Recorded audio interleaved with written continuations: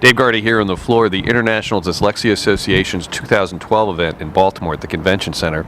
Here at our booth at WebAble TV for the webcast coverage, and I'm here with Tara Nappi, who is the Director of Teacher Education and Curriculum Development. Thank you for joining us today, Tara.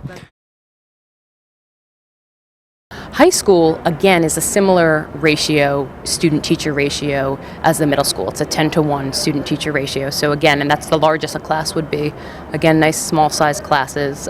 They definitely continue to develop effective communication.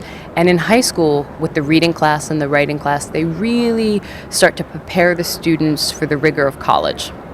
They continue to expand on the comprehension piece and the application of those skills. So now the active reading really turns into that analytical thinking and critical thinking. They definitely want the students to take the next step with the active reading, with the note-taking skills, again, to fine-tune that analytical thinking, the critical thinking. So the students are coming in, reading independently at this point, hopefully, and actively reading at home, and then bringing that into class and really having a discourse with that. So what does that mean? You know, what are your thoughts to this text? What are your, what's the lens that you're looking at this text with, and reflecting on that? There's definitely, as I mentioned, a focus on college readiness and preparing the students for the expectations of reading and writing in college. With that, the writing class in high school, they continue that writing process. Again, what they started in lower school, that pre-writing, drafting, revision, editing, and publishing, they fine-tune that. They have them, again, continue to think about that solid foundation of a strong sentence, a solid paragraph, and an effective, essays. They also look at, by this point, narratives, expository writing, persuasive argument, which happens to be part of the SAT written, research papers, and they do also creative writing and poetry, which, so there's a wider spectrum of what's covered. They also address plagiarism, and they learn how to appropriately cite sources. That starts in middle school. It starts in lower school. It officially starts in middle school and continues throughout. So our students are very clear. They go by MLA style, which is pretty standard at that level. At the end, by the time our students leave us, by the time they hit 11th or 12th, or hopefully before, they are independent with this. And they have that awareness of what they need to do to keep themselves organized logistically to be successful. Our alumni come back and they will say that in general they felt prepared for college, but they really felt like they had a leg up writing-wise, that they knew how to write, which teaching at the higher ed level for a while is a big deal. So I was excited when I heard that, and it was a very sincere, honest, comment. Thank you for some interesting perspectives. I've been talking with Tara Nappi, who is the Director of Teacher Education and Curriculum Development for Commonwealth Academy.